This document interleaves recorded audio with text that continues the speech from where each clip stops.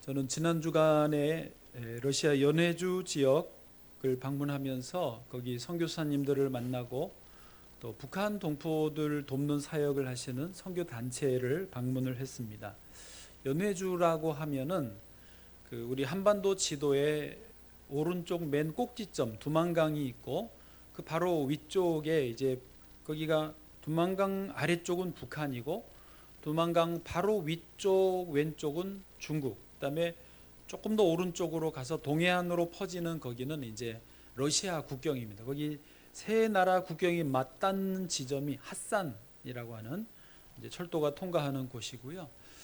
연해주는 그 핫산부터 좁게 동해안 따라서 위로 쭉 올라가는 그 지역, 블라디보스톡, 우수리스크라고 대표되는 그런 도시들이 있는 긴 지역이 연해주입니다. 이 연해주에는 옛날 우리 이제 동포들이 이주해서 혹은 끌려가서 많이 살게 되셨고 또 독립운동하는 분들도 많이 가서 그 후손들이 살고 있습니다. 저희가 방문한 선교 단체는 본부가 본래 중국 도문이라는 곳에 있었습니다. 두만강 도문 그 경계 도시에 있어서 거기서 북한을 도왔는데 중국이 단속이 너무 심해지고 또 선교사들을 추방하는 그 분위기를 보고 한 발 먼저 5년 전에 러시아 우스리스크로 본부를 옮겼습니다. 그 선교회 소속 선교사님들은 주로 국적이 미국이나 호주나 아니면 이제 일부러 국적을 좀 취득이 쉬운 파라과이 같은 영주권을 따서 가지신 한국 사람들입니다. 여러분 쉽게 상상이 어려우시겠지만은 이 선교사님들은 법적으로 아무 제약 없이 북한으로 들어가실 수 있습니다. 한국 분인데 거기서 여러 가지 사역을 많이 하고 있습니다. 저도 이번에 좀 더 구체적으로 들었는데 벌써 한국에 규모가 있는 어떤 교회들은 북한 내에 자기들이 재정을 투자해서 기업을 세우기도 하고 어린이집을 꾸려서 운영하기도 하고, 우리가 아는 이제 그 직접적으로 전도하고 교회를 세워서 예배드리는 사역은 불가능하죠. 그거는 너무 단속이 심하고 안 되고, 그렇지만은 사장님으로 혹은 어린이집 원장님으로 들어가서 거기서 미국 국적자니까 살 수 있어요. 몇 년 동안 살 수 있고 그 사업, 비즈니스 사업 사장님으로 운영을 할 수 있는 그게 허용이 되는 거예요. 저희가 돕는 이 선교단체도 북한 내에 빵 공장, 그다음에 두유 공장을 만들어서 그 사장님으로 들어가고 대신에 그 빵과 두유를 한 10,000명 정도 되는 어린 아이들에게, 그러니까 초등학교 몇 개를 돌아가면서 이 빵과 두유를 공급을 하는 거예요. 그걸 군인들에게 가지 않고 어린이들이 직접 먹게 하고, 만약에 이제 그 빵이 그 다음 날 장마당에 나온다 그러면 그 학교에는 빵을 공급을 안 해줘요. 그러니까 팔아먹지도 못하고 어른들이 못 먹고 애들에게 먹을 수 있도록 직접 관리하면서 운영하는 그런 선교단체입니다. 저희 서울 남노회, 저희가 속한 서울 남노회가 최근 몇 년 동안 이 단체와 계속 지금 협력하면서 이 북한 사역을 하고 있어요. 그래서 그 빵 공장, 두유 공장에도 상당한 지원을 했고 또 그 뒤로도 지금 매년 한 1,500만 원씩 보내면서 종합 방앗간 프로젝트를 지금 만들고 있어요. 그래서 2016년도에는 그 쌀을 정미하는 기계를 보내줬고 2017년도에는 그 방앗간 이제 그 떡 찍는 기계를 보내줬고 2018년도에는 옥수수 가루로 국수를 뽑는 기계를 보내줬고 올해는 그 주민들이 고춧가루 빻아야 된다고 그래서 고춧가루 빻는 기계를 보내줬습니다. 선교사님이 흘리더라고요. 내년에는 기름 짜는 기계를 보내주시면 될 것 같다고. 선교사님은 그런 걸 잘해야 돼요. 슬쩍 우리에게 가이드라인을 주셨어요. 그래서 내년에 기름 짜는 기계, 참기름을 짤 수 있도록 그 기계까지 보내주면 종합 방앗간이 완성되는 이제 그게 프로젝트가 지금 진행되고 있습니다. 그 외에도 그 연해주 지역에 고려인들이 많아요. 그래서 고려인 자녀들, 중고등학생들에게 장학금을 주는 사역도 하고 있고 또 고려인이시지만 노령자들, 그래서 혼자 사시는 분들 거기도 마찬가지 어렵거든요.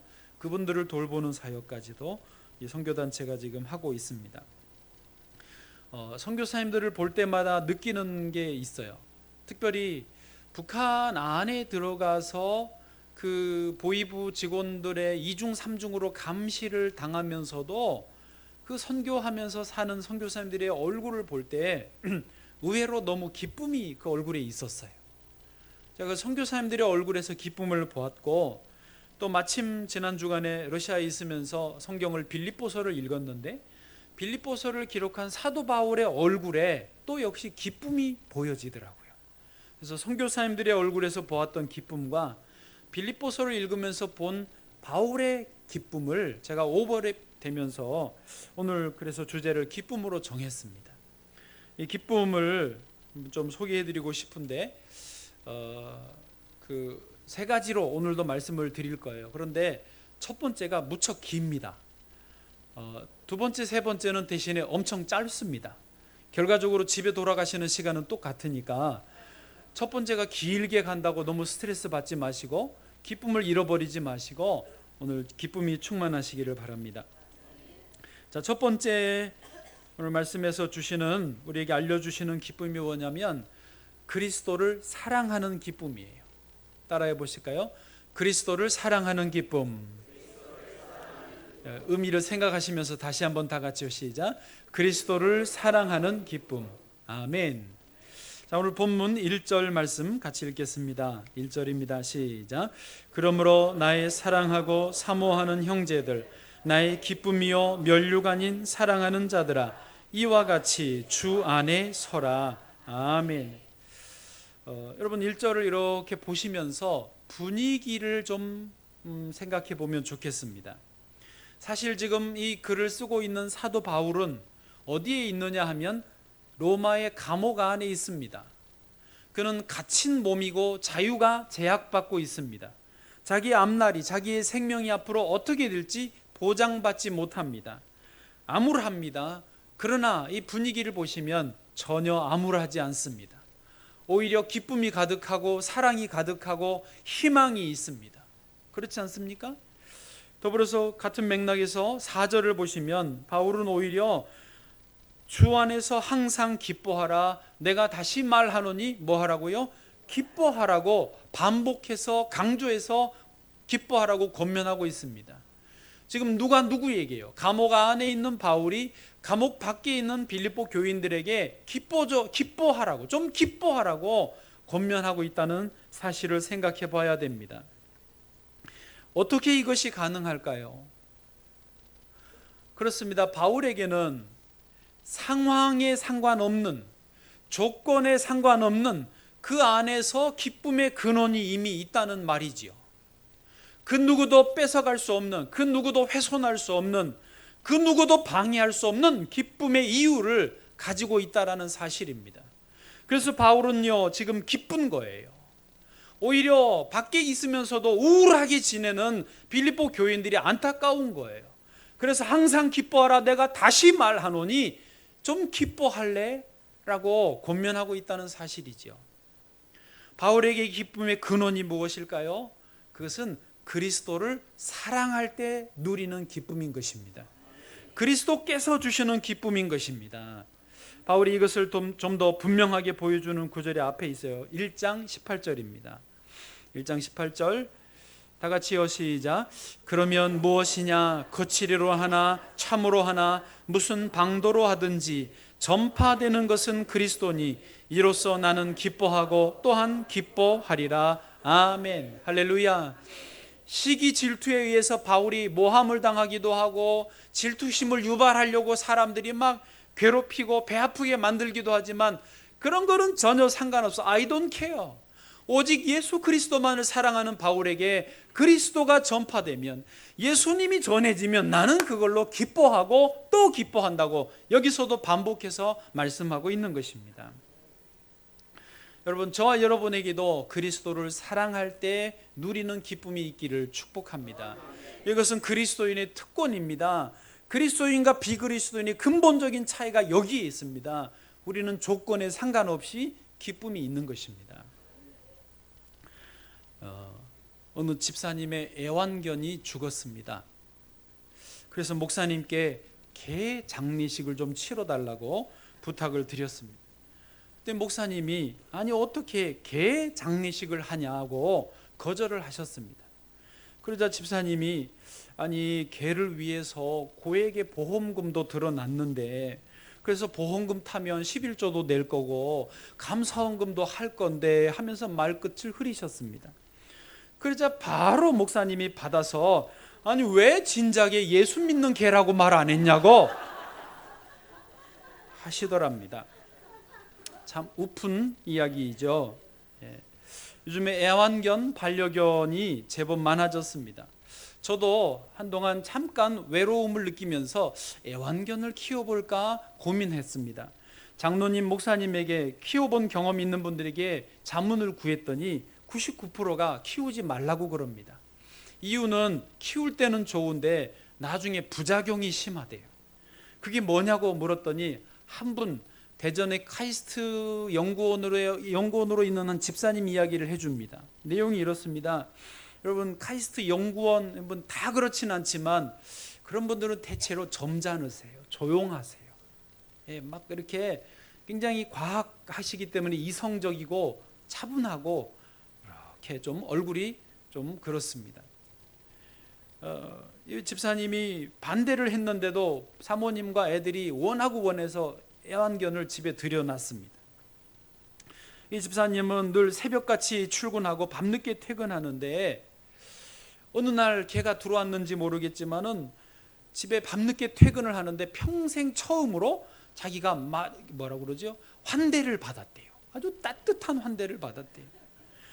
또 그 다음날 새벽에 출근하는데 평생 처음으로 자기가 전송을 아주 꼬리를 흔들면서 잘 다녀오시라고 하면 그 따뜻한 환송을 받았대요. 기분이 묘하더래요. 그러면서 점점 얘가 좋아지고 친해지고 얘를 제일 사랑하는 주인님이 됐답니다. 한 3년 4년 정도 지나서 걔가 병들어서 시름시름하니까 이 카이스트 집사님의 마음도 우울해지기 시작하고 또 뭐 어쩌고 넘어갔다가 나중에는 결국은 걔가 죽었는데 심각한 우울증에 집사님이 걸렸다는 이야기를 해주었습니다. 현대인들이요 요즘에 어디 위로받을 곳이 없습니다. 기쁜 일이 별로 없습니다. 그래서 그렇게 개에게 위로를 받으려고 하는데 그것도 부작용이 있습니다. 여러분 다 돈은 좋아하시잖아요. 그렇죠? 돈이 우리에게 주는 기쁨이 있는 것은 사실입니다. 그럼 부정할 수는 없습니다. 그러나 냉정하게 생각해 보면 돈이 기쁨을 줄 때보다 돈 때문에 힘든 시간은 더 많습니다. 그렇습니다. 친구요, 가족이요, 기쁨을 주기는 합니다. 친구하고 놀면 좋기는 합니다만은 또 친구, 가족 때문에 마음 상할 때도 제법 많습니다. 자식이 기쁨이 되긴 하지만 자식 때문에 인생이 평생 짐지고 고달픈 분도 참 많다는 것 우리가 인정합니다. 사람들이요 이렇게 다른 것에서 기쁨을 얻으려고 하지만 계속 허무하고 우울하고 또 기쁨을 줬다가 뺏어가고 또 뺏어갔다가 포기하려고 그러면 살짝 맛배기로 줬다가 이런 일을 반복하게 만드는 이유가 뭡니까? 우리 인생이요 기쁨의 근원 되시는 예수 그리스도를 떠났기 때문입니다. 생명의 주인 되시는 예수 그리스도를 소외시켰는데 우리가 소외시킨 줄 알았는데 사실은 그 때문에 우리 인생들이 다 소외당하고 살아가고 있는 것입니다. 예수님은요 길이요 진리요 생명 되십니다. 예수님을 모십시오. 예수님을 사랑해 보십시오. 생각지 못한 기쁨을 맛보게 되실 줄로 믿습니다. 예수님도 말씀하셨어요. 직접적으로 안타까워서 누구든지 목마르거든 내게로 와서 마시라고. 목마른 자 내게로 와서 마시라고. 그 다음 절 요한복음 7장 38절 같이 읽어보시죠. 나를 믿는 자는 성경의 이름과 같이 그 배에서 생수의 강이 흘러나오리라 하시니. 아멘. 주님을 모시고 주님을 사랑하는 자에게는 생명의 근원이 그 안에 있습니다. 기쁨의 근원이 그 안에 있어서 감옥 안에 있든지 돈이 많든지 적든지 어떤 형편이든지 상관없이 늘 기쁜 거예요. 늘 감사한 거예요. 할렐루야. 다윗도 시편에서 이것을 노래했습니다. 시편 4편 7절 제가 읽어드려 볼게요. 주께서 내 마음에 두신 기쁨은, 주님이 내 마음에 주신 기쁨이에요. 그 기쁨은 그들의 곡식과 새 포도주가 풍성할 때보다 더하니이다. 아멘. 주님이 주신 기쁨은 세상이 주는 기쁨하고는 비교할 수 없다는 거죠. 그 기쁨을 누리는 자는 8절요, 내가 평안히 눕고 자기도 하리니 나를 안전히 살게 하시는 이는 오직 여호와이시니이다. 아멘. 이번에 이 북한 동포 돕는, 그리고 저희를 4박 5일 동안 안내해 주신 선교사님이 권 선교사님이에요. 60대 초반 정도 되는 남자분이신데 목사님 아닙니다. 그냥 평신도 전문인 선교사예요. 미국 시애틀에서 배관 사업을 하시는 사장님으로 있다가 그걸 다 접고 사모님하고 부인하고 같이 그 살기 좋은 시애틀을 살림을 다 정리하고 그 중국으로 들어오고 이제 러시아로 이주해 오신 거예요. 북한에 이분이 몇 년 동안 체류도 하셨다고 그러고, 아까 말한 빵 공장, 두유 공장을 이제 운영을 직접 했는데, 선교사님은 그냥 북한에서는 선생으로 불려요. 좀 존대하는 분이 부르면 선생님, 평소에는 그냥 권 선생 이렇게 불려요. 러시아에 지금 사는데, 러시아에서는 아주 초라한 아파트에 딱 한 칸짜리 화장실 하나 있고 나머지 방과 그 주방이, 거실이 하나 있고 한 칸짜리에 사시더라고요, 사모님하고. 북한에 살 때도 그 바지 같은 거를 이제 이렇게 무릎이 찢어지면서 세 칸으로 나누어졌대요. 그래서 그 북한 주민한테 부탁을 해가지고 이거 장마당에 가서 천 하나 덧대가지고 기어달라고 그랬대요. 그랬더니 그 북한 분이 권 선생 이거 버리고 새로 하나 사 입으라요. 권 선생이면 사 입어도 되지 않소? 그러면서 그러더래요. 근데 이분은 전혀 옷 뭐 좋은 거 입어서 뭐 하겠냐고, 다 기워서 입는데 나도 기워서 입지. 같이 4박 5일을 지내는데요, 음식을 밥 쌀 한 토를 안 남겨요. 딱 자기 거 먹을 만큼만 뜨고 깨끗하게 먹습니다. 심지어 좀 미안하게 우리 일행에서 남겼어요. 욕심냈다가 못 먹으니까 남기는 거를, 이거 북한 주민 생각하면 남길 수가 없다 그러면 자기가 가져다가 마저 먹어 치우는 거, 남기지를 않는 거예요. 북한 주민 이야기하면요, 입이 귀에 걸려요. 너무 사랑하는 거예요. 너무 좋아하는 거예요. 마지막 날 저녁에 북한 식당에 가서 밥을 먹는데, 거기 이제 그 서빙하는 그 아가씨가 선화, 이름이 선화예요. 그러니까 뭐라고 아는가 봐요. 잘 아는가 봐요. 선화 동무 오랜만이야. 왜 이렇게 안 보였어? 잘 있지? 그러면서 선화 동무라고 그러고, 주문을 할 때 웃으면서 아주 친절하게 주문을 해주고, 마지막에 계산할 때요, 우리한테 부탁해서 좀, 자기가 늘 그렇게 한대요. 그 보이부 직원들이 다 보고 있어요. 거기 감시 체제니까 다 보고 있지만 이렇게 살짝 그 팁처럼 지폐 하나 따로 해가지고 밑에 넣어주는 거예요. 그거라도 있어야 그분들도 먹고 사니까. 그런 그 모습들을 제가 4박 5일 동안 봤는데, 그 권 선생님 얼굴에서 주님을 사랑하는 사람이 누리는 기쁨을 봤어요.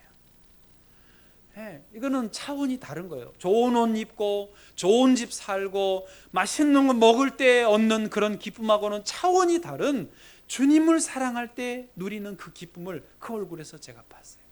얼마나 보기에 좋던지요, 얼마나 아름답던지요. 그렇게 은혜를 받고 왔는데, 마침 또 어저께, 그러니까 금요일 날 왔고 어저께 저희 노회 안에 노량진 농인교회라고 있습니다. 농아인들, 말을 못하시는 분들, 잘 못 듣는, 거의 못 듣는 분들이 농아인이라고 합니다. 이분들 교회가 있고, 이분들이 수년 동안 한 2, 3년 동안 커피 티백을 만들어서 팔고, 그리고 여기 이렇게 저렇게 후원금을 모금해 가지고 카페를 차리게 됐어요. 이제 인테리어는 또 비용 드니까 자기들이 직접 한 달 내내 깎아내고 청소하고 페인트 칠하고 나무로 만들고 테이블 문 다 이쁘게 만들어서 한 달을 그 고생을 했어요. 장애인들이요. 그리고 이제 어제 오픈하면서 감사 예배 설교를 해달라고 그래서 갔어요. 설교야 기똥차게 잘했죠. 예. 그건 그냥 설교는 지나갔고 그냥 설교는 그런데 설교 직후에 농아인들 세 분이 나와가지고 여자분들이 하얀 옷을 입고 특송을 하는 거예요. 여러분 농아인들이 노래를 못 하잖아요, 말로. 그러니까 수어로, 손으로 하는 수언어로 이거를 특송을 하는 거예요. 근데 찬양이 이거였어요. 나의 슬픔을 주가 기쁨으로 변화시키네. 나의 슬픔을 주가 기쁨으로 변화시키시네. 잠잠할 수 없네. 기뻐 춤추며 찬양해. 이 여러분 분위기가 연상이 되세요? 소리가 안 나. 노래를 못 하니까 그냥 음악만 저쪽에 배경으로 리듬을 타기 위해서 음악만 살짝 틀어놓고 이분들이 이 소리만 나요. 소리라는 거는. 그런데 수어로 이 나의 슬픔을 주가 기쁨으로 변화시키시네. 잠잠할 수 없네. 기뻐 춤추며 찬양해. 이분들이요, 처음엔 저도 조금 어색하더라고요, 분위기가. 근데 이분들이 영적으로 이것을 표현하는 거예요. 손으로 하지만 어깨를 들썩들썩 하면서 영적으로 나의 기쁨, 나의 슬픔을 주가 기쁨으로 변화시키셨네. 잠잠할 수 없어서 기뻐 춤추며 찬양하네. 잠잠할 수 없어서 기뻐 춤추며 찬양하네. 제가 그걸 보면서요, 얼마나 울었는지 몰라요. 이분들이 무슨 보여주는 게 아니에요. 정말 영으로 주님 사랑하는 마음 속에서 주님 위해서 교회 섬기고 주님 위해서 이 카페 만들고 주님 위해서 막 웃으면서 그 섬기고 봉사하는 모습을 제가 봐서 웃는 모습이 너무 이쁘고 순수하고 순박한데 그 영으로 주님 나의 슬픔을 주께서 기쁨으로 변화시켰다. 나 잠잠할 수 없어서 기쁘고 춤춘다고 하면서 막 하면서 찬양하는데 얼마나 감동적이지 몰라요.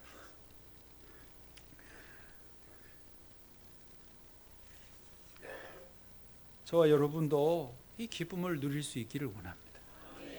이것은요, 세상이 주는 기쁨이 아니에요. 차원이 달라요. 그리스도를 사랑할 때 알 수도 있고 맛볼 수도 있고 누릴 수도 있는 그 영혼의 기쁨입니다. 이거야말로 최고의 기쁨인 줄 믿습니다. 우리가 예배를 온전히 드릴 때도 이 기쁨을 누릴 수 있습니다. 찬양할 때 누릴 수 있습니다. 주님을 사랑으로 이 모양 저 모양으로 섬길 때 이 최고의 기쁨을 누릴 수 있는 줄 믿습니다. 할렐루야. 이제 하나 끝났어요. 이제 둘, 셋은 금방 끝나요. 긴장 푸세요. 두 번째 기쁨, 첫 번째가 그리스도를 사랑하는 기쁨이었는데 두 번째는요, 서로 사랑하는 기쁨입니다. 서로 사랑하는, 이제 1절 2절을 이어서 읽어보겠습니다. 1절 2절입니다. 시작. 그러므로 나의 사랑하고 사모하는 형제들, 나의 기쁨이요 면류가 아닌 사랑하는 자들아, 이와 같이 주 안에 서라. 2절. 내가 유오디아를 권하고 순두개를 권하노니 주 안에서 같은 마음을 품으라. 아멘. 할렐루야. 따라하세요. 서로 사랑하는 기쁨. 서로 사랑하는 기쁨. 아멘. 이 서로 사랑하는 기쁨 누리기를 축복합니다. 그 2절에 유오디아와 순두개가 나오는데요, 이 두 분은 여성들이고 빌립보 교회의 중요한 여성 일꾼들이었던 것으로 보입니다. 당시 시대는요, 목의 중심의 사회였기 때문에 여성들이 남성들보다 더 힘이 있었고 재력도 더 많았어요. 돈도 더 많았어요.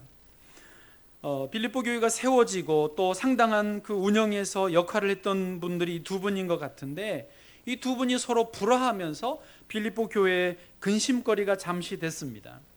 사도 바울은요, 주님이 주시는 기쁨을 누리면서 이 두 분에게 서로 같은 마음을 품으라고 권면을 했어요. 감사하게도 두 분이 금세 화해를 했는지 어쨌든 더 이상 큰 문제가 발생되지 않아서 그냥 잘 넘어간 것으로 보여집니다. 서로 화합한 것으로 보여집니다. 서로 사랑하는 기쁨은요, 우리 믿음의 사람들에게 주시는 최고의 또 하나의 기쁨인 것입니다. 우리 찬양대가 토요일도 연습합니다. 그렇죠? 오늘도 연습했어요. 그렇죠? 오늘 몇 시에 모이셨어요? 네? 11시. 졸려요? 네. 눈 좀 떠주세요. 네. 오늘 11시에 모여서, 어제도 오후에 6시에 모여서 7시 반까지는 연습을 합니다. 연습을 하는 이유는 뭐냐면 서로 화음을 잘 맞추기 위해서, 하모니, 소리가 서로 불협화음 나지 않고 조화를 이루는 소리를 내기 위해서 연습을 하는 것입니다. 무슨 말씀을 드리려고 하냐면, 서로 사랑한다라고 하는 거, 서로 사랑할 때 주시는 기쁨을 누리려면요, 거기에도 연습이 필요하다는 거예요. 적절한 훈련이 필요하다는 거예요. 그냥 내 마음처럼 무조건 사랑하면 되어지는 서로 사랑이 아닙니다. 상당한 노력이 필요하다라는 거예요. 예수님이 제자들에게 새 계명을 주노니 너희가 서로 사랑하라라고 새 계명을 주신 때가 언제냐면, 제자 훈련을 시작하던 초창기가 아니라 중반기도 아니고 맨 끝날 때쯤, 말미에, 3년이 지나간 말미에 새 계명을 준다. 너희가 서로 사랑하라고 그때 권면을 주셨어요. 무슨 말이냐면, 서로 사랑하는 거요, 쉽지 않습니다. 그냥 되지 않습니다. 상당한 연습과 훈련과 노력이 필요하다라는 거예요. 그래야만이 그 사랑에, 서로 사랑해서 주시는 기쁨을 온전히 누릴 수 있다는 거죠. 에리 프롬이라는 분이 사랑의 기술이라는 책을 오래전에 썼습니다. 이 사랑에 관련해서 상당한 고전입니다. 읽어보신 분 계시겠지만요, 여기 사랑에도 쉽게 말해서 기술이 필요하다는 거예요. 기술이 있어야 된다는 거예요. 근데 여기 기술은요, 영어로 스킬, 그런 가벼운 간단한 기술 정도가 아니라 영어로 the art예요. art, 예술적인 기술을 말하는 거예요. 상당한 난이도예요. 굉장한 연습을 많이 해야 된다는 그런 표현이죠. 거기에 이런 말이 있습니다. 자신의 전체적인 인격을 발달시키고자 적극적으로 노력하여 생산적인 방향으로 나아가야 된다. 그렇지 않으면 사랑을 위한 모든 시도가 결국 수포로 돌아가게 된다. 예. 여러분, 자녀를 사랑하는 것도요, 굉장한 기술이 필요합니다. 부부도 마찬가지고요, 형제간에도 마찬가지고요, 교회 안에 성도 간에는 더더구나 마찬가지로 쉽지 않아요. 그러나 그런 수준에 도달해야 서로 사랑하는 기쁨을 온전히 누릴 수 있다는 것이죠. 마지막으로 세 번째입니다. 마지막으로 세 번째, 모든 일을 주께 맡기는 기쁨입니다. 해보세요. 모든 일을 주께 맡기는 기쁨. 모든 일을 주께 맡기는 기쁨. 아멘. 자, 6절 7절 이어서 읽겠습니다. 시작. 아무것도 염려하지 말고 다만 모든 일에 기도와 간구로 너희 구할 것을 감사함으로 하나님께 아뢰라. 그리하면 모든 지각에 뛰어난 하나님의 평강이 그리스도 예수 안에서 너희 마음과 생각을 지키시리라. 아멘. 여러분, 인생은요, 문제의 연속입니다. 여기 지금 앉아 계신 여러분들에게 지금 나는 아무 문제가 없다 하는 분 계십니까? 있으면 나와 보세요. 네? 나는 지금 아무 문제가 없다 하는 분 계십니까? 없어요, 없어요. 다 나름대로는 문제가 있습니다. 고민이 있습니다. 그런데 이런 문제를 있고 없고가 문제가 아니라 그 있는 문제를 어떻게 풀어가느냐, 그게 중요한 거예요. 성경은요, 그 모든 인생의 문제를 어떻게 하라고요? 주님께 맡겨라라고 말씀하고 있습니다. 이 주께 맡긴다는 게 얼핏 내가 무기력하다, 무능력하다 느껴지실 수 있지만 아니요, 그게 사실은 가장 강력합니다. 가장 확실합니다. 너의 행사를 주께 맡기라. 그리하면 그가 이루시고, 할렐루야, 맡겨야 주님이 이루어 주시는 것이죠. 그리고 거기서 기쁨을 경험한다는 것입니다. 아까 그 권 선교사님 이야기 한 번 더 합니다. 이제 10년 전에 미국 시애틀에 살다가 살림을 다 정리하고 이사 보따리만 싸가지고 중국으로 그때 들어가는데 입던 옷을 안 버리고 다 그 이민 가방에다가 쌌어요. 이민 가방 아세요? 밑에 자크 열무 이렇게 한 2단 3단으로 커지는 큰 가방입니다. 거기에 8개를 옷으로 채웠답니다. 입을 수도 있고 가서 북한 분들에게 전해줄 수도 있을까 하고 하여튼 다 가지고 왔대요. 안 버리고. 그런데 중국에 입국하는데 걸렸어. 이거 헌옷 장사 할 거 아니냐고. 사실 그거 뭐 장사 되겠습니까? 이제 트집을 잡는 거죠. 뭐 달라고?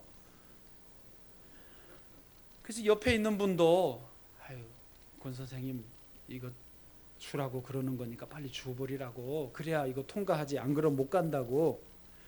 그런데 이 선교사님이 생각에 이제 자기가 평신도이지만 선교사로 헌신하고 딱 들어가는 딱 지금 초장인데 이제 첫 단추를 껴야 되는데 첫 단추부터 이게 공무원한테 뇌물 주고 이거 통과하는 게 자기 내키지 않은 거예요. 그래서 버텼대요. 주여 알아서 하십시오. 주님 뜻대로 하옵소서 하고 계속 서 있으니까 3시간 동안을 안 보내주고 거기 내버려 두더래요. 그러더니 이제 그 중국 담당자가 질려가지고 그러면 가서 이사증명서를 떼오라고 그러더래요. 이사증명서가 뭐지? 그러면서 어쨌든 일단 가라고 그러니까 가방 8개 중에 우선 옷은 입어야 되니까 하나만 받아가지고 들어갔대요. 그리고 이사증명서를 떼려고 이민국에 가도 그런 건 없다 그러고 세관원에 가도 그런 거 없다 그러고 외무부에 가도 그런 건 없다 그러고 이사증명서가 뭐 어디 있겠어요 그런 게. 그래도 공항에서 떼오라고 그러는데 좀 떼달라고 없다고 떼달라고 떼쓰고 떼달라고 떼써서 결국 어디선가 3주 만에 그 이사증명서를 뗐대요. 가지고 공항에 갔더니 그 담당자가 자기를 보자마자 반가워하면서 왜 이제 왔냐고, 왜 이제 왔냐, 이사증명서 떼왔다니, 이런 거 괜찮다고 옆으로 치우고는 어서 지금 가져가시라고. 웬일이지? 그러고 어쨌든 짐을 자기가 막 들어다가 옮겨주고 차에 실어주더래요. 그 먼 거리를. 그리고 가는 자기를 향해서 90도로 절을 하면서 안녕히 가시라고 인사하더래요. 왜 그러냐? 나중에 알고 보니까 이민 가방 7개가 사무실을 차지하고 있으니까 공항에 좁아가지고 그 상관들이 너 이 뭐 XX하고 일을 왜 어떻게 하는 거냐? 왜 여기 좁은데 여기 가방이 차지하고 있게 하느냐? 빨리 치우라고. 근데 연락이 안 되고 안 오니까 기다리다가 3주 내내 하여튼 욕 먹었대요. 자기가. 아유 감사하다고 가져가 주시라고. 할렐루야. 권 선생님 말이 그거예요. 첫 시작을 주님께 맡기고 주님이 그것을 영광스럽게 해주시는 잘 풀어주시는 것을 경험하고 나니까 그 이후에 북한 안에서든 중국에서든 러시아에서든 복잡한 일을 만나도 걱정이 안 되더래요. 왜? 주님께 맡기면 되니까. 그러면 내 의를 빛같이 정오의 빛같이 해주신다라는 그 말씀을 이루어 주신 것을 경험을 했기 때문에 일을 만나면 또 그렇게 주님께 맡기고 주님이 알아서 하실 거야 허허하고 여유를 부리게 됐다는 거죠. 여러분, 우리 인생은요 전쟁터 같아요. 끊임없이 문제가 있습니다. 그러나 전쟁터에서 평생을 살았던 다윗도 모든 일을 주께 맡기고 주님을 의뢰하였더니 성벽을 뛰어넘는다고 고백합니다. 사무엘하 22장 30절 같이요. 시작. 내가 주를 의뢰하고 적진으로 달리며 내 하나님을 의지하고 성벽을 뛰어넘나이다. 아멘. 시편 3편 6절은 제가 읽어드릴게요. 다윗의 고백입니다. 천만인이 나를 에워싸 진친다 하여도 나는 두려워하지 아니하리이다. 아멘. 여러분 오해하지 마세요. 다윗에게 두려움 자체가 없었다는 말이 아닙니다. 다윗에게 걱정 근심 자체가 없었다는 말이 아닙니다. 다윗은 두려웠어요. 다윗도 걱정 근심했어요. 그러나 그 두려움과 걱정 근심을 어떻게 주께 맡겼다는 거예요. 여러분 이렇게 하셔야 돼요. 근심 걱정을 맡기셔야 돼요. 그러면 걱정이 없습니다. 적의 담장을 뛰어넘게 된다는 것이죠. 사람마다 믿는 구석이 있어야 됩니다. 그리고 믿는 분이 있으면 엄청 여유가 생깁니다. 지혜가 생깁니다. 능력이 생기는 것입니다. 여러분 인생의 모든 문제를 주님께 맡기십시오. 자녀 머리 아프십니까? 모든 자녀의 문제 주님께 맡기세요. 야, 너희 아버지 저 하늘 아버지야. 하늘 아버지가 너의 부모야. 너 하나님의 자녀야. 너 하나님께 기도해. 하나님께 부탁해. 나 너 모르겠어. 너 하나님께서 책임지실 거야. 하나님께 가서 부탁하라고 자꾸 떠밀으세요. 등 떠밀으세요. 여러분, 건강이 어려우십니까? 주님께 맡기십시오. 물질 때문에 힘드십니까? 주님께 맡기십시오. 사람 사이 때문에 힘드십니까? 주님께 맡기십시오. 그리고 주님이 주시는 기쁨을 누리기를 축복합니다.